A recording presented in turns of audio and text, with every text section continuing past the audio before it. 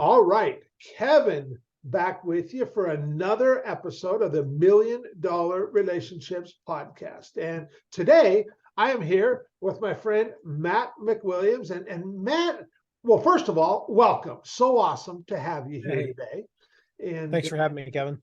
how long have we known? We go back a ways, and I'm trying to remember how long and who even first connected us because it goes back a ways. I think it was Dove. Oh, it So it's might have probably been been. about 8 years. Yeah, it's probably been Yeah, about yeah. maybe nine, ish. It's been, in the world we live in today, it feels like forever. Yeah, yeah, Like today, that's the average, that's 4 careers for the average person, 4 jobs for the yeah, average person right. these days. So it feels like a long time. I mean, I think back to some of my good friends that I've had since I was a teenager.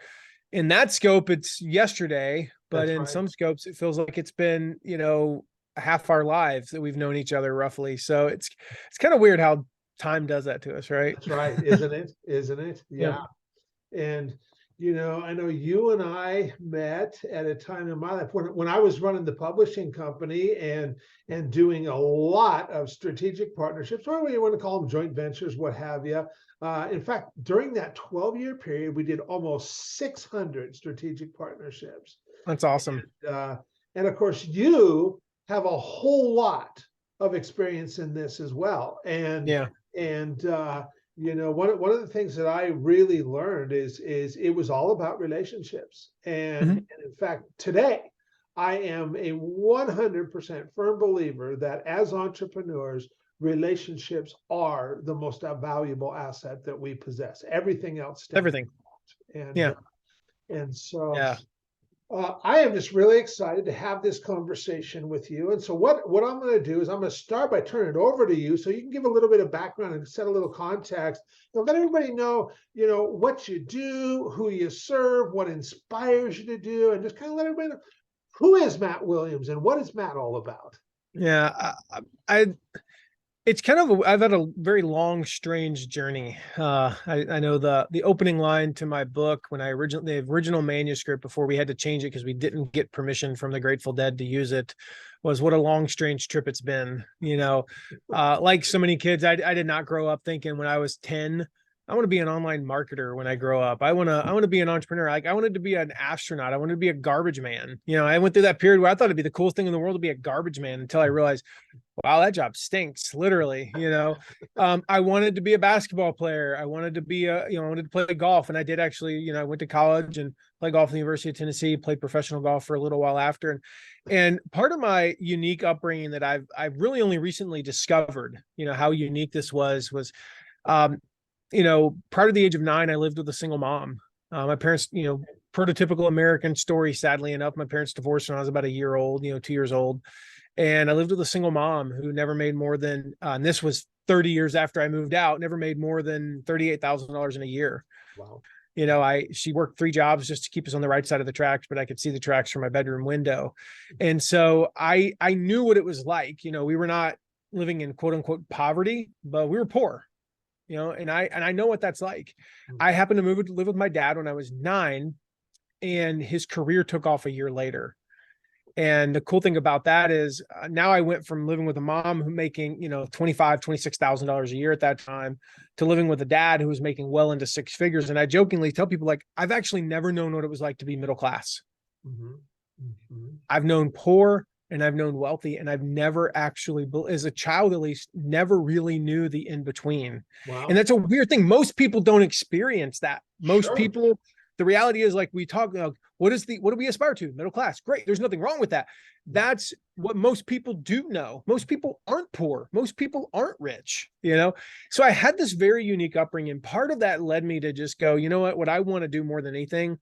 I didn't have a dad who was an entrepreneur. I didn't have a mom who was an entrepreneur that I know of. I didn't have any uncles who were entrepreneurs. I didn't have any cousins who were entrepreneurs, but I knew that I was utterly unemployable. Yeah. Every leader that I worked for, I'm like, I can do it better than them. If they would only do it this way.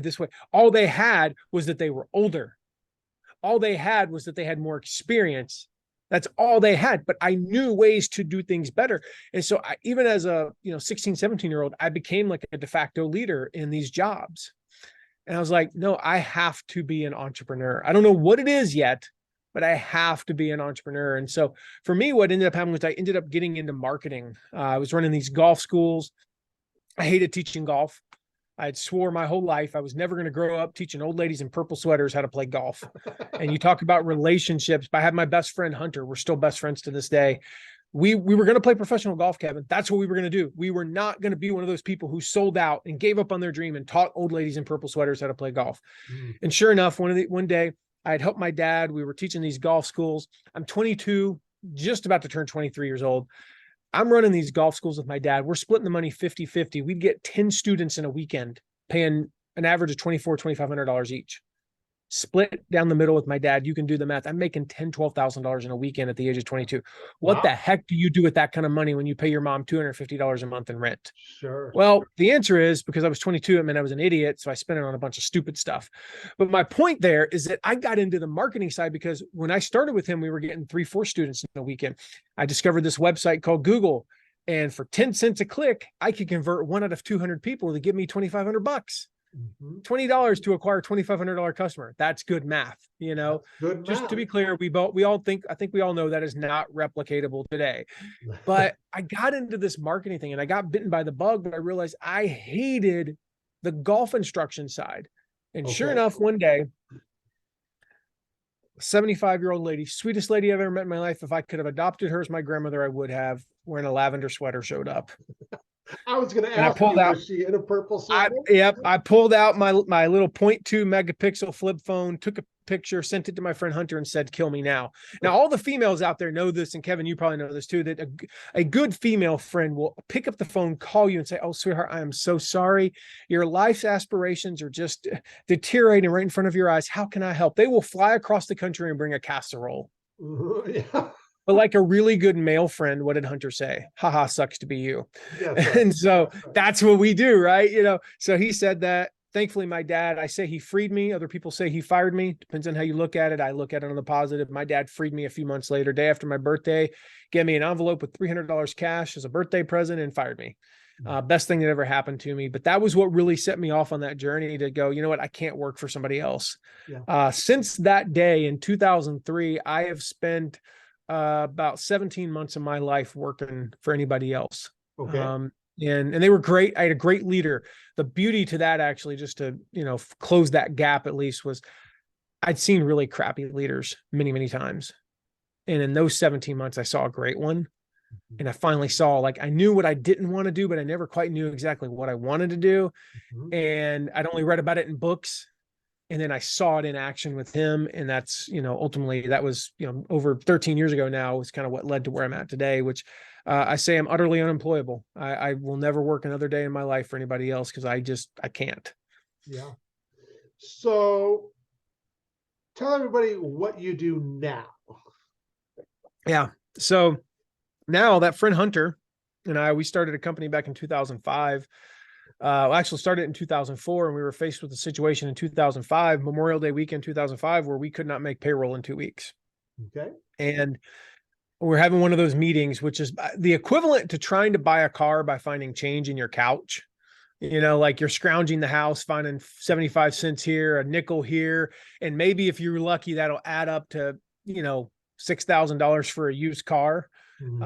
We were trying to find, like, well, if we do this, we can make the $100 and this, and, you know, we got like $24,000 in payroll coming up, and we're only projected to make like $8,000 in the next 2 weeks with $6,000 in the bank. You know, there's a $10,000 gap. What the heck are we going to do? And I was like, well, I've heard of these people called affiliates.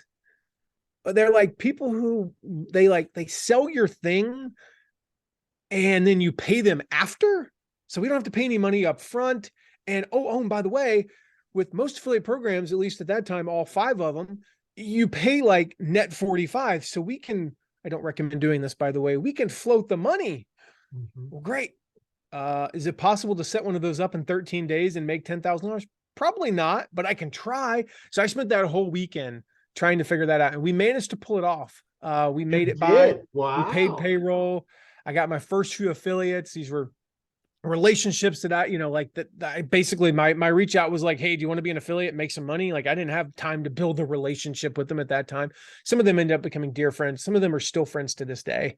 If Brandon Miller, our very first affiliate, he's from the mountains in North Carolina. Hey, Matt, it's Brandon. If he called me up right now, I'd be like, dude, how's it going? I would know who it is. All he has to say is, hey, Matt. And I'd be like, Brandon, and so, Lev Berinsky, I mean, I recognize that accent. He was a Ukrainian who sold hot dogs outside of Ohio Stadium after Ohio State football games, but he also was a startup insurance agent. And we bought his leads from states that bordered Ohio because he wasn't licensed. And, these things we did, like we started off building this affiliate program from scratch. Fast forward about 18 months later, we're doing over $1 million a month. Wow. And I didn't know what I was doing when I started. I made this stuff up. There was like one blog post and a forum about affiliate marketing. There was no affiliate guy back then. There was no podcast with 500 plus episodes teaching this stuff. Nobody taught this. I made it up because I didn't have a choice. I screwed a bunch of stuff up. I took advantage of opportunities. Our biggest competitor got bought by a publicly traded company, Kevin. And our first reaction was, that is the end of us. My next reaction days later, after sobbing uncontrollably for 3 days at the end of my dream, was, wait a minute. What if we reached out to all of their affiliates and said, hey, you may have heard that this company got bought by a big publicly traded behemoth that treats their affiliates like a number, not a person. We'll treat you like a person. Here's my personal cell phone number. Call me anytime you want to come over to us. I never said I can make you more money. I just said, I'll treat you better. Yeah. We went from doing about $150,000 a month to 3 months later doing over $500,000 a month because of a perceived a perceived negative, right? Your biggest company now has unlimited money. That's not a good thing usually.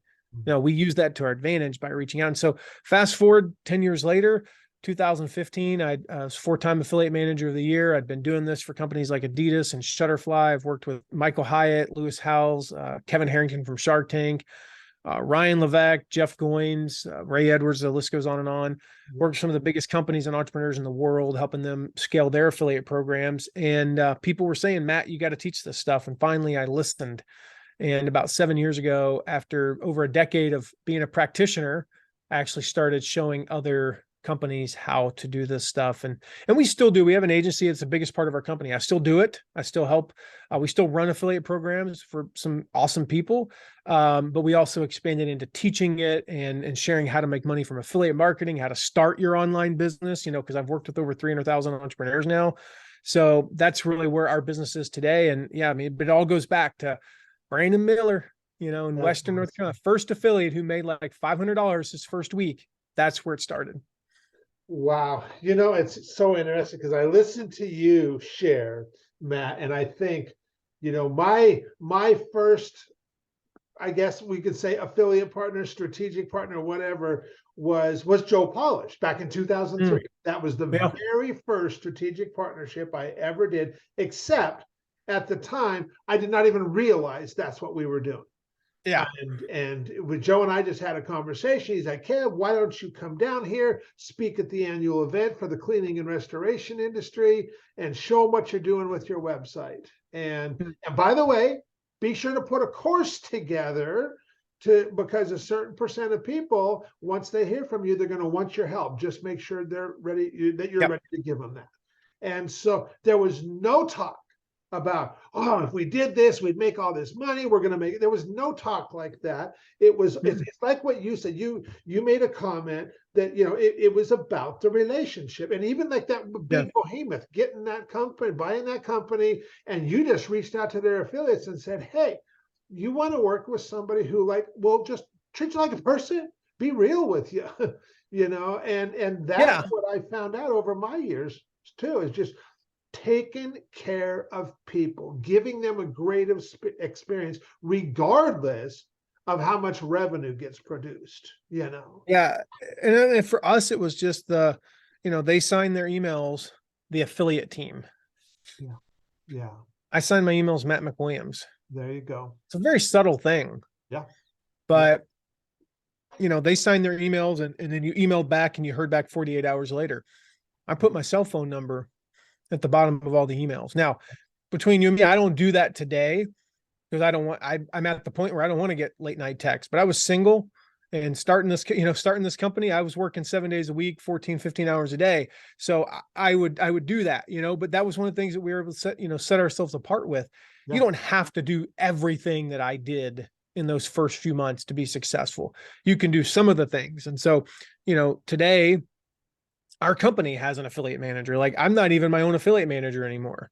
It's weird because I can't lead the company and do strategic planning and look at the company from a 30,000 foot view and be in the business every minute of every day. We need an affiliate manager, but I'm still involved with our most important relationships, and most of that is exactly the stuff that, most of that is, hey man, I heard you got some bad weather there last week. Are you guys safe? That's right. Hey, you're you better bet. Like I went to Tennessee. I went to University of Tennessee. I do not like the University of Georgia, but we're recording this the day after they won the national championship, in a blowout. You better bet I reached out to all my friends who went to UGA or they're Georgia fans. And I reached out to them and said, man, what a game last night. That was, awesome.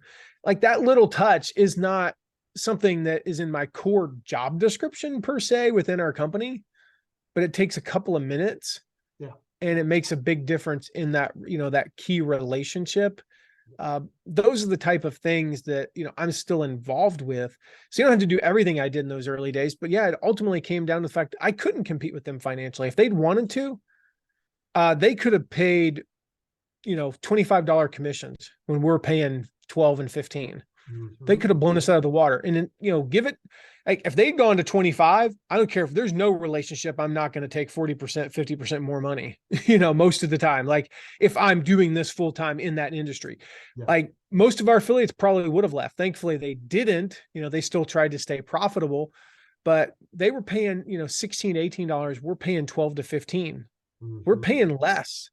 And I did everything we could. We tried everything we could to get our conversions up, but the reality is our conversions were right on par with theirs too. So if you send 100 clicks to our site and the competitor site, the reality is you were going to make 7% more, 8% more with them than you were with us. And we didn't get most of their big affiliates. This thing people think, I got to go get the whales. I got to go get the $100,000. No, it was a boatload of $1,000 to $10,000 a month affiliates. How we got to $500,000, that the first month we hit $500,000, I still remember the number. We had 587 affiliates had a transaction that month. You can do the math on that. 500,000 divided by 587 is less than $1,000 per affiliate.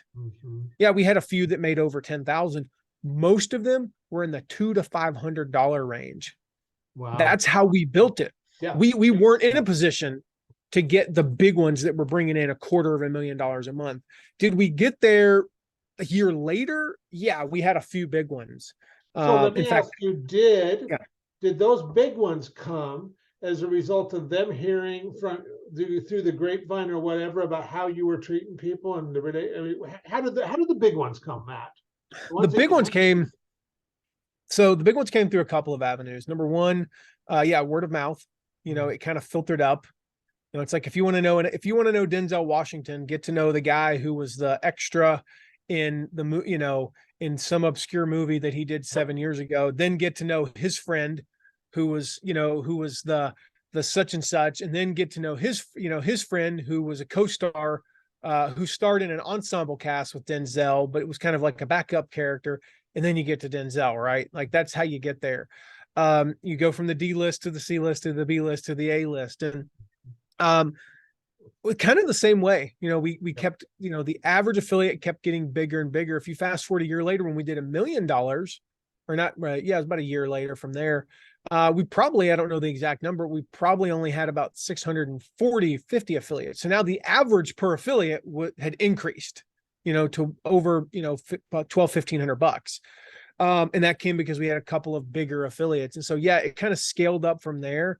They not only heard what we were doing, but quite frankly, we had the money at that point to be able to be more competitive. Yeah. We had the money to go to industry events that we didn't have when we had $7,000 in the bank, and 20 of that was due in a couple of weeks in payroll.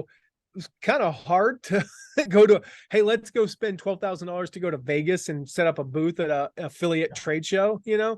So there were instances like that, but it was mostly word of mouth.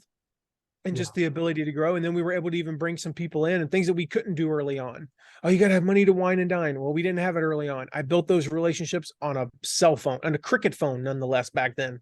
I had a cricket phone, just for the record, a cricket flip phone that I built those relationships on. Over time, though, we were able to say, hey, why don't you come to Franklin? And we'll spend a couple $1,000s putting you up in a nice hotel and taking you out to eat. And if it doesn't pan out and we wasted $2,000, we can afford that now. And there was one night I'll never forget. We were at this kind of famous bar in Franklin. It's called the Tin Roof. Great live music. Artists, like, you'll have famous artists playing there sometimes, like trying out stuff. And we're there one night. We had this prospective affiliate in town. We had a great couple of days, and it was our last night. And he sees this guy sitting at the bar that turns out he's the lead guitarist in the band Rascal Flatts. Wow. Well, I don't know that. I know the lead singer of Rascal Flatts, but I have no idea who any of the other band members are. And he's like, oh my gosh, I love Rascal Flatts. So I'm like, come with me, man. And I walk over, I'm like Googling, the smartphones had just come out. Like this was like November 2007. Okay. No, this was November 2006. I had a Windows phone. Okay. Just to be clear, I didn't have an iPhone. November 2006. I had a Windows phone. I am Googling Rascal Flatts band, trying to like figure out what this guy's name is. And I'm like, okay, I figure his name is John. I couldn't tell you what his name is today. I walk over and I go, hey, John, love to introduce you to so-and-so. And he's like, nice to meet you. Dude plays it off like we were best friends. Wow. He doesn't go, who the heck are you? He introduces himself, shakes hand, takes a picture with him, and like talks to him for like 3 minutes. And then I go grab him, like, hey, thanks, man. Thanks for talking to him. And just walk away like nothing, had happened. This guy was blown away that I knew the lead guitarist from, I couldn't even tell you the lead guitarist's name to this day. But like that kind of thing, that relation, that kind of bonding that happened there, it definitely, it whatever's the word I'm looking for, it was above anything money related, because he knew I would take care of him. Yeah. He knew that I would, if he needed anything, he could call me at 10 o'clock at night and be like, dude, this isn't converting well. What do I need to do? He knew that I would share I shared what's working for our affiliates and things like that. And taught that, like, everything was an open book. That was a huge part of how we, became successful. That is awesome. Wow. That is some really valuable stuff right there, Matt. Okay. So what I want to do, I want to shift gears just a little bit now that we've kind of got some context set here. And I'm going to reiterate the question for the benefit of the listeners. So have you ever been introduced to a person or persons that completely changed the course of your life or your business, so much so that much of what you have today would not be possible if not for this person? And Matt, I'm just really curious to hear your story, your experience around this. And I know, just for, I always tell everybody that I interview for this, I was like, whether it's one person you're thinking of, and I saw that look on your face, yes, because I know the comment you made before, man, Kev, there's been so many. And he's like, and you're like, I'm just going to go with what feels right. And I'm like, well, that's what we do. You go with what feels right, because then you and I do no wrong. We're in alignment. So yeah, I mean, the bad news is it's hard for me to think of, like specific examples. The good news is because I have like so many. I mean, gosh, you think about like early on, in kind of what I'm doing now. I was working with Michael Hyatt, and this guy named Mark Tim reached out to me via email, and I saw it and I ignored it because we weren't looking for new clients, and it was just kind of, in Mark's defense, I think he really wanted to work with us, but he didn't do a really good job of selling himself. It came across kind of spammy. And I told him this years later. I was like, dude, your first email to me was terrible. He's like, yeah, I'm so much better at that now. Well, then I got an email from Michael Hyatt saying, you really need to meet with this Mark Tim guy. And I went, okay, if he can convince Michael to email me, he's got some chops. He's got something to him. So I started looking into him, and it turns out, he was running literally the world's most successful retail, company that, like, distributor for gift shops and things like that, like hospital gift shops and stuff like that, buy from him. tens of millions of dollars in revenue. Turns out my mom, knew his company because she ran a gift shop at the time. It's kind of cool. Wow. I was like, all right, I'll talk to you. What do you got?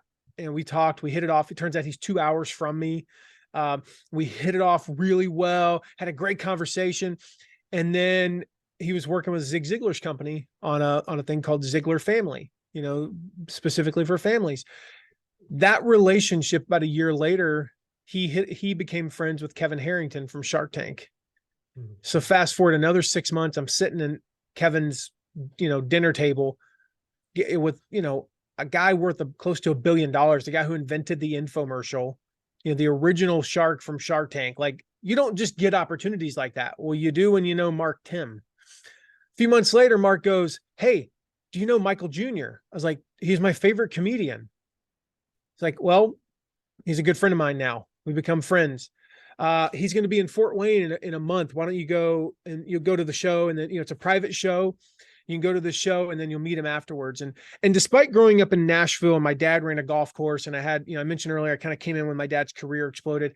I had exposure to literally hundreds of celebrities. Like, I have run through Dolly Parton's screen door. True story.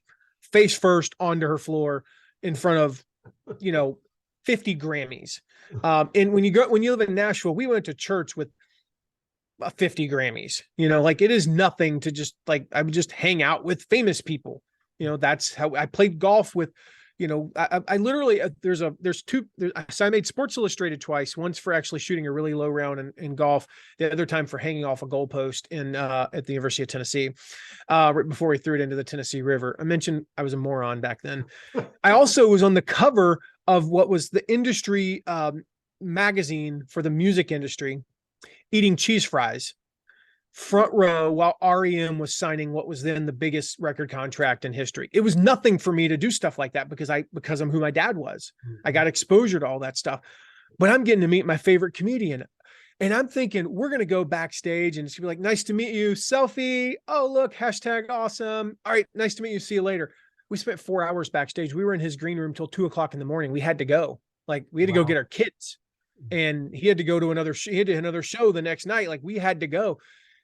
All these things happen because of Mark Tim, but they really didn't happen because of Mark Tim. They happened because of Michael Hyatt introducing me to Mark Tim, because that's the power of that introduction. Yes. Mark himself couldn't get through my filter of, I don't know, dude. Yeah. Yeah. It was Michael saying, "Hey, I really think you should talk to Mark Tim. Here's a little bit about him. Here's his heart. I think you should at least set up a 10-minute conversation with him." And I did. We ended up talking for an hour and a half, so on and so forth. And that was an introduction that led to some of the most that's the reason why, like, I'm looking at the back of my book right now. Kevin Harrington, former star of Shark Tank and co-author of Mentor to Millions with Mark Tim. That came from Kevin. That relationship led, when you work with a guy like Kevin Harrington, you get noticed even in bigger and better. And we'd worked with some amazing people, but it was like the ecosystem, my exposure and ecosystem blew up because of that. And that's a lot of what led to work with some of the even more amazing people that we've worked with since then. So there's a million examples, but that's the one that really stands out to me, because it was it was an intro to an intro to an intro to an intro to an intro, Yeah. and it just, the downline. I mean, even to this day, Mark, Mark continues to introduce me to people who introduced me to people who introduced me to people. And I mean, it was like, I texted him. I just texted him and said, "Hey, can you get Kevin to endorse the book?" And he said, "Done." He said, I'll get it to you tomorrow." Boom. That's the kind of thing like that. That's people, like, some people don't know that, like, they're called best-selling books for reasons, not best written books necessarily. They're best sellers, right? But a lot of that starts with, like, people go and they flip the back of the book and they're like, "Oh, these are famous people that I've heard of and endorsing this book. It must be pretty good." That doesn't come necessarily. I hope people think my book is good, but, like, it doesn't come because of that. It comes because of every one of those was a relationship. I can go through right now and look at it. Pat Flynn was introduced to me. Actually, I'm not sure who introduced me.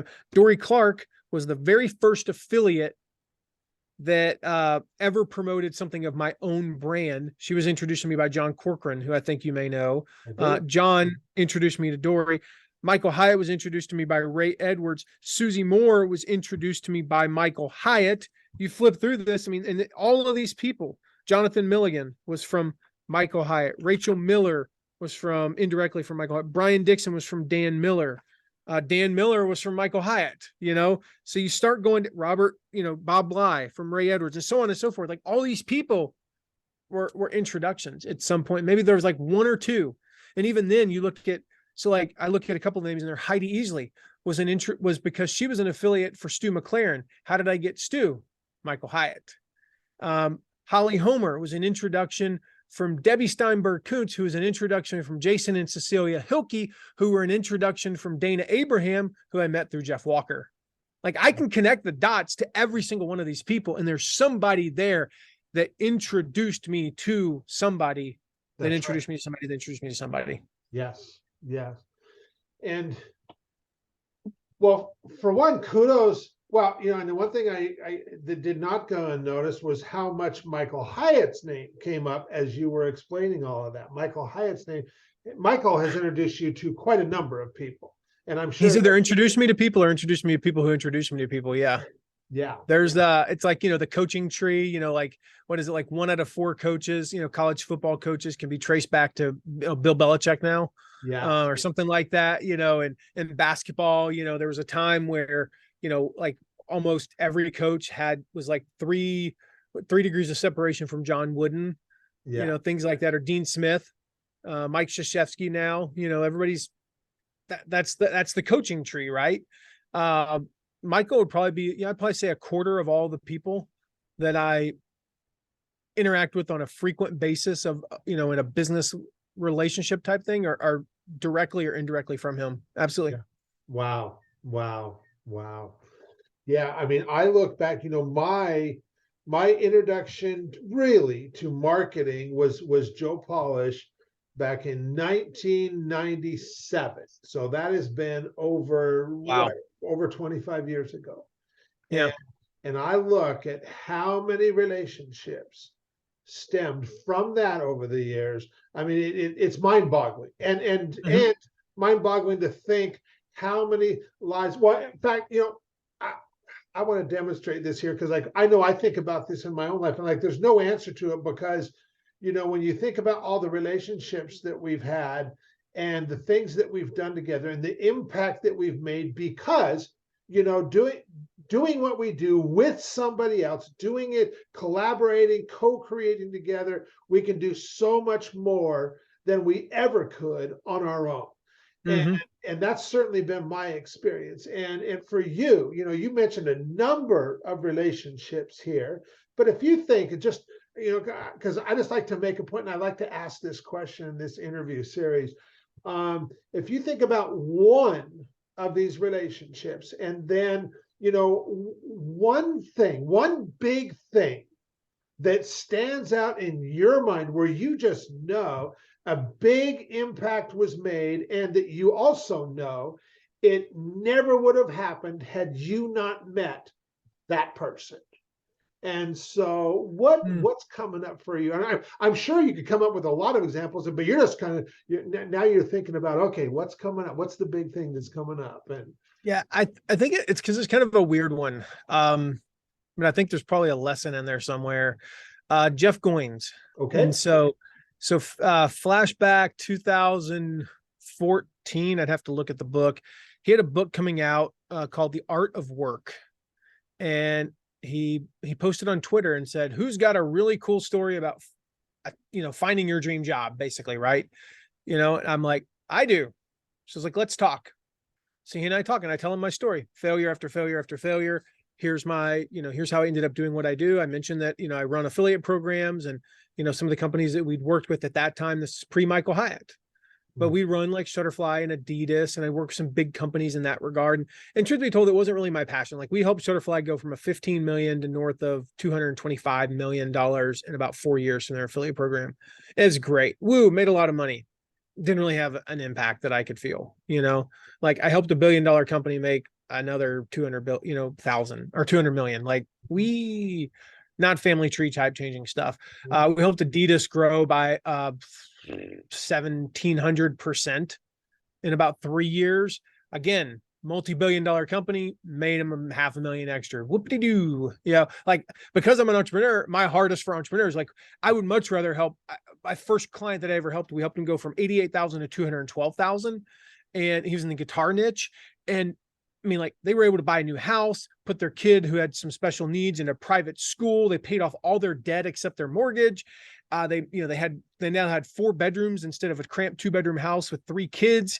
Like, that changed their lives completely. And I could see it because he told me, they bought a nice car so they didn't have a clunker going around town. Like, I could see the impact and go, oh my gosh, all I did was like help some dude with his affiliate program, and it potentially changed his family tree. Yeah. Okay, that's cool. That's who I want to help. So Jeff interviews me. He writes the book. The book is 2 months from launching. Talk about Michael Hyatt. I wasn't working with Michael Hyatt yet. I was promoting Michael Hyatt. I was a nobody to Michael Hyatt. I promoted Michael Hyatt and did really well, though. I promoted him really hard, aggressively, did everything I can, finished in 5th place in his affiliate competition. 1 spot ahead, or 1 spot below a guy named Jeff Goins. Jeff reaches out to me and said, wait a minute, don't you run affiliate programs? Yes. Do you want to run my book launch? Sure. Let's do it. Some of his affiliates for that both we got and that he had brought in were guys like Jeff Walker, Michael Hyatt, Dan Miller, Ray Edwards, Lewis Howells, Carrie Oberbrunner, and so on and so forth. So then we run it. He had a goal. He said, Matt, I need to tell the publisher how many sales we're going to make. And I said, 15,000. He's like, dude, my last book sold 3,000. I said, I know. I see what we have. I know what we can do. Tell your publisher 15,000. They will need to, you're going to sell 15, which means we're going to print probably 27.5. Tell them 15. If you don't tell them 15,000, Jeff, I'm not going to work with you because I need you all in on this. We did 22,000 pre-orders in that campaign. Wow. All right. Wow. So the thing is super successful. That now leads to Ray Edwards wanting to work with us. Ray leads to Michael. Jeff led directly to Lewis Howells and also to Brian Tracy and some other people that, people that I look up to, people that, like, I've read 12 of Brian Tracy's books before that, like, oh my gosh, we get to run his book launch. It's amazing. But it came from, this is the thing. It came from, and you could say this was luck. What if I hadn't seen that tweet? Statistics show we see less than 1 out of 100 tweets in our timeline. I just happened to see his tweet. I could have missed it, but just like our biggest competitor getting bought by another company, like, that could have not happened. Sure. You say, well, that was really lucky. Well, it could have been devastating. The industry contracted. If you fast forward a year after our biggest competitor bought, or our biggest competitor got bought, there were 13 companies in January of 2006 doing $5 million or more in our industry. Okay. By the end of 2007, there were 5. Wow. And we were actually one of the 5. We entered the 5. All right. We were not one of the 13 before doing over 5 million. The industry contracted. Most companies reacted to that and went, oh my gosh, we're going to go out of business. And they panicked and they either sold or they figured out, they did some stuff differently. They contracted, they laid off people. We reacted by getting creative and taking advantage of it. Same thing with that tweet. I could have just said, oh, that's a cool tweet and moved on. No, I reached out. I talked to him. When he asked me follow-up questions, I answered them. The entire chapter, I think it's chapter 11 in his book, is about me. Yeah. And then when he said, can you run it? I cut him a deal. I knew what I made. Like, I knew he couldn't pay me he couldn't pay me $1 million a year. Couldn't pay us $250,000 in retainers over the next 2 years, plus 15% of revenue, which is what we typically charge to run his affiliate program. Yeah. I'm like, he's running a book launch. He's going to make like $8 on this thing. So I said, I'll tell you what, I'll take 25% of all your back end sales. It was a book funnel that went into, I'll take 25%. That's all I'll take. And, we made, $30,000 or $40,000. That was great. But he appreciated the fact that I was willing to cut him a deal. So I was willing to do that. And that's what led to everything down there. So it's step after step of being willing to do something, like being willing to reach out on that tweet. He again, lucky, right? When I sold my story to him, he could have been like, not a good fit for the book. See ya. End of transaction. Who knows? I might still be running massive affiliate programs and doing it all for the money. I don't know. we get lucky sometimes, and it's just really a matter of how we respond to that. Sometimes we get good luck, sometimes we get bad luck. It's really a matter of how we respond to that. And I feel like I did that right. I feel like that's what I got right, was how I responded to it. Yeah. Yeah. Well, the big goal, like I said, the goal of this podcast has always been twofold: giving people like yourself, Matt, the opportunity to share your story and experience, and then for the listeners, I just want to inspire them to place a more intentional focus on creating more real, meaningful, rewarding, and profitable relationships in their lives. And as far as I'm concerned, man, you just delivered on that promise big time. And anybody who listens to what you shared, if they're not inspired to place a little more intentional focus on relationships, then I'm just going to question where your head is right now. Check your pulse. That's right. Yeah. I mean, again, the value side of that, the story is great and all that, but the value side of that is, again, be on the lookout. I'm not suggesting you go spend a half hour a day scrolling through social media. I spent a few minutes that day, and, look for those opportunities. You got to take advantage of them. The reality is, to go back to that story about the competitor, the first 2-3 days after we found that news out, we did what everybody would probably do in that situation. We cried. I was working 14, 15 hours a day, 7 days a week, as I mentioned, or 100 hours a week. I took off early on that Friday.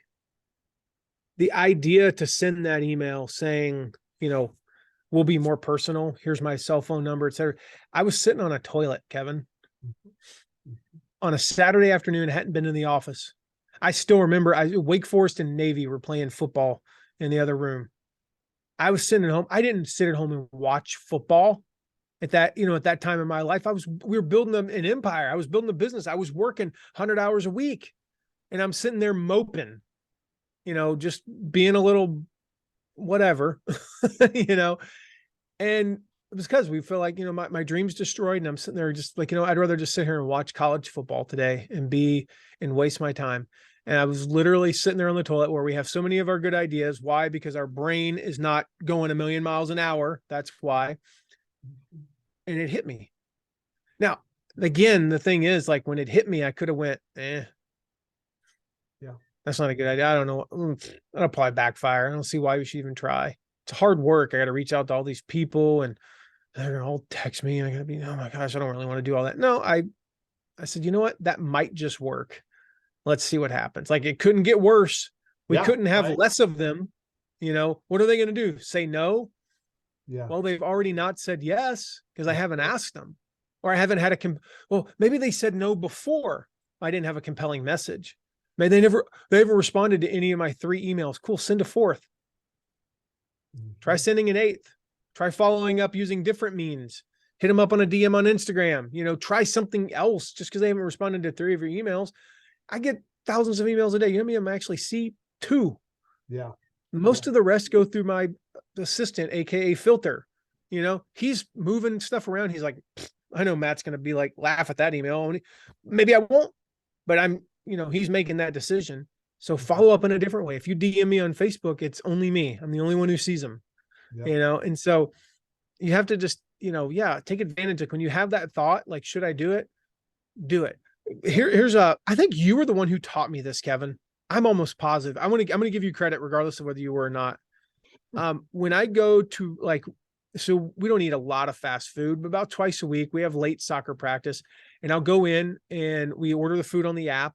We go to Chick-fil-A because I love some Chick-fil-A, and I got 5 minutes to sit there by myself at a table waiting for the food to get there. You know what I do? I pull out the magic rectangle, AKA smartphone. I pull out the magic rectangle, and I go down to my texts, and I find somebody. Sometimes I'll type in the letter A, and I'll just see what pops down. And next time I have this opportunity, I'll type in the letter B.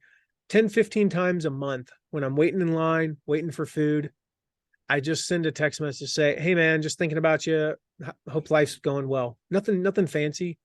Or like I said, when their team wins or something, bad happens or good happens or anything. hey, just congratulations, man. Just want to let you know, if I have a friend who's doing they're launching a book, like we're doing this the day my book launches, I've had 40 text messages saying, congrats, my book got here. Look what came, blah, it's on its way. It'll be here tonight at 7, I do the same thing with all my friends. It's just a quick text like, hey, congratulations, man. I know a lot went into this. So excited for you. Little things like that are what end up making the big difference. Now, here's the deal. When I'm sitting there for those 5 minutes and I'm tired, I had a long day, it's 8:15 at night, I have a choice whether to pull the magic rectangle out or not and send 3 quick texts or stare at the wall. And I'll be honest, occasionally, what my brain needs is for me to stare at the wall for 5 minutes. Sure. But if I'm 50-50, I err on the side of, you know what, I'm going to just send 3 quick texts. 3 quick texts 10 times a week. That's 1,500 texts a year. Yeah. That is a lot. So that's what it takes. Man, that just made me feel really good to hear you say you do that. That is awesome. That is awesome. I think that was you, was it not? That told me that? It's like 5 years ago. I've been doing this challenge for a while now, issuing a challenge to just reach out regularly and show appreciation to people in your life. Yeah. And I had forgotten it was you that told me that until just now. Yeah. But I just remember you just shared that with me one day, and I was like, all right. And here's the thing, you shared that with me, and I just shared it with people. I know that 75% of people listening aren't going to do it. No, they won't. No, they won't. And they'll miss out. Right. I just told you you're not going to do it, and you're still not going to do it. Yeah. So maybe we're down to 70% aren't going to do it because 5% just went, oh, watch me do it. Yeah, there you go. You just pissed But them off. I could have been like, that's cool, man. I'm glad that works for you. No, I just tried it. Yeah. And you know what? My attitude was, if I do it 10 or 15 times and it turns out that it's a complete waste of my time, I can stop doing it. That's right. Wow, I've wasted an hour of my life. I think I'll survive, but I tried it. And I immediately, like the very first time I did it, I ended up with like an ongoing text thread back and forth with a guy. And we ended up setting up a webinar. He and I are really good friends to this day. He's been I think he's our number 2 promoter for the book. I'll just say a guy named Ray Brim. And I texted him, like, we barely knew each other. We'd met at a conference. Our wives kind of hit it off, but that was like the end of it. And it just so happened that I, typed the letter B or whatever. I was on the letter B or R, I don't remember. And I typed it, saw his name. And I was like, you know what? I remember he liked we had a similar, how can I word this without being politically incorrect? We had a similar, affinity for, politically incorrect memes. And I had one that I just received like 2 days before from a friend of mine, and I sent it to him, and that's all I sent. I didn't, no context I just sent him the meme. He replies back like, oh my gosh, sends me one. And then I'm like, well, I got to send him something. We went back and forth, and he was like, he goes on this long, I remember to this day, it was like this, 2-page rant about, the politics thing of this. And he writes this whole thing, and we're like, oh my gosh, blah, blah. And he's like, dude, and he said, dude, I gotta have you on a webinar. He's like, you can teach people how to launch a book, right? And I'm like, absolutely. He's like, man, we can get a few hundred people on, bada boom, bada bang. We did, I don't know, $10,000-$15,000. It wasn't a huge amount, but we did a pretty good webinar the first time. I've been on his podcast. I've done summits with him. He's promoted the book. I mean, like, you name it. He's introduced me to people. He introduced me to one of our clients is a guy that he introduced, like, that's how this works. And it came from, I remember exactly where it was. I was sitting at Culver's. If you don't know Culver's, you've never been to the Midwest. And I'm sitting at Culver's waiting on food. And I sent him a text just because Kevin Thompson told me to. That is awesome. That is awesome. So, hey, I'm just going to shoot a message really quick. We've got so into this. I'm running a little bit late for my next, but that is totally cool. I don't want to. So I'm just going to send, a quick message running 10 minutes late. On. Okay, got that off. So, like I said, man, that makes me feel, I love hearing when people like yourself have just taken that and used that, because I've been issuing that challenge for I don't know how many years now, but a lot. And to hear what has come from that, not only for you, but the experience that you have created for so many other people in the process. Yeah. And that just feels amazing. And so, what I want to do is, before we call it a wrap here, there ain't no hiding the fact that you're in the middle of a book launch right now. And so, give people some resources. Anybody who's listening is going, dang, Kev, man, I love the way Matt shows up. I'd love to learn more about what he's got going. Let them know where they can go, Matt. Yeah. So if you go to, let's see, Passions into Profits book /MDR, that's a specific link for your listeners, Kevin. Okay. So passions, and you can put that in the show notes, of course, passionsintoprofitsbook.com /MDR. You can buy the book anywhere, turn your passions into profits. It's all about exactly what the title suggests, right? Turning our passions into a profitable business. The whole premise of the book hinges around this idea that the world needs your message. Whatever your message is, the world needs it. The world needs your message, but we are not going to wait passively or patiently for it. We're going to move on without your message, right? That's the whole premise of the book, that there are thousands, maybe even millions of people out right now in this world who are desperately waiting for you to share your message with them. And the only question is, are you going to step up and share it with them? And so we walk you through all the steps, how to clarify. Step one, clarify who you help, clarify what your passion is. And I share in there how to do that, to commit to being a leader, to capturing attention. We talk about standing out in a busy marketplace, because it's never been easier, or never been in all of human history. It's never been easier to get noticed. It is so easy to get noticed today. The correlation to that is it's never been harder to stand out, because as it gets easier to get noticed, it gets harder to stand out. We talk about converting visitors into subscribers and turning those people, creating a good lead magnet, actually building your email list so you can nurture them, how to build that community and create raving fans, become a champion, a hero to your audience, how to condition them, how to monetize, how to commit to monetizing, and ultimately create a lasting business. That's what the book is all about. And it walks you through sequentially through that. So as I said, you can get the book anywhere that they sell books: Amazon, Barnes and Noble, this little tiny bookshop in Hamilton, Ontario, that purchased 4 books the other day. Target, Walmart. If they sell books, they sell the book. But the best place to go is passionsintoprofitsbook.com /MDR. Specifically for your audience, Kevin, because we got some extra bonuses and some really cool stuff there that people can get. So make sure you go, you're going to buy it anyway. Just go through that link, because it's got some extra bonuses for you, about, I don't know, $300, $400, $500 worth of extra bonuses that you can get there. Very Yeah. cool. So some really cool stuff. That, Matt. Yeah. Well, I'll tell you, I really appreciate you taking the time to have this conversation today, taking this time to share. Any last thing you want to share before we call it a wrap? Take Kevin's challenge. I mean, it's worked for me. It's, I don't know. I don't quantify these things. Could have been $1 million idea. Yeah. Maybe it's not. Maybe it's been $500,000. Maybe it's been 200,000. All I know is it's made deeper relationships, Kevin. Yeah. I've got more friends and better friends. Like, that's a really hard thing to get both of. I've got 20, 30 extra people in my life that really get me, and I really get them. I've got another 20 or 30 people that, we get along and we made each other some money, and both of those are great. But it's just, as much as it's made an impact and it's helped them, great, because somebody's thinking about me, that's kind of cool. I've had great conversations with people as a result of those texts. It's also helped me, just the act of doing it, not only the discipline of doing it, but there's something about it. It makes it for 5 minutes a day, every other day, 3-4 times a week. It's not that often, really. I said 10 times a week earlier. It's not even that. It's 4 times a week.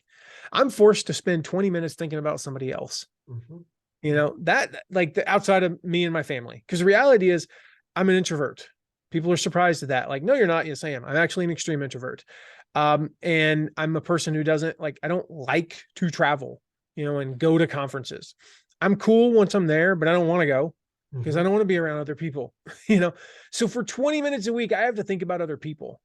Yeah. And I have to think about what can make this what could make this person smile? What can make them happy? What could make them know I'm thinking about them? And whether it's a politically incorrect meme, or, congratulating them on their team winning the championship, or checking on them after a storm, or sharing, introducing them to somebody occasionally, because I've done a few of those. Yep. Whatever it is, if it serves them, if it makes them smile, if it, helps them make money, it makes me feel good. And that's Yeah. not why I do it, but I noticed that like it actually begins to slowly shift how I view myself as less of an introvert and more of a connector, and more of somebody who's, you know what, I'm thinking about other people for 20 minutes a week. Because Yeah. you'd be surprised how little amount of time that most people think about other people. That's right.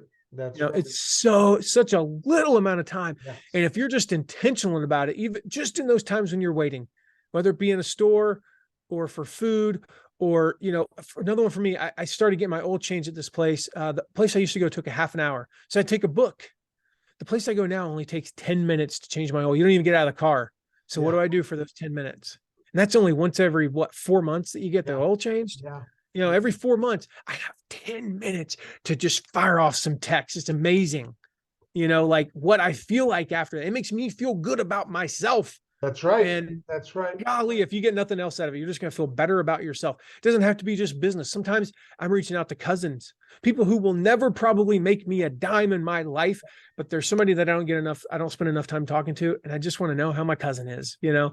So it That's just right. shifts who you are. So take Kevin's challenge, just do it, like actually do it. Be Yeah. in that 30%. I think we're up to 30% now that are actually going to do it. So There that you would be go. my There parting you go. advice, I guess. Well, Matt, once again, thank you. Just really appreciated having this conversation with you today. I'm excited to share it with other entrepreneurs, other CEOs, because I know what an impact this is going to have. So thank you again. Really appreciate it, Matt. Thanks, man.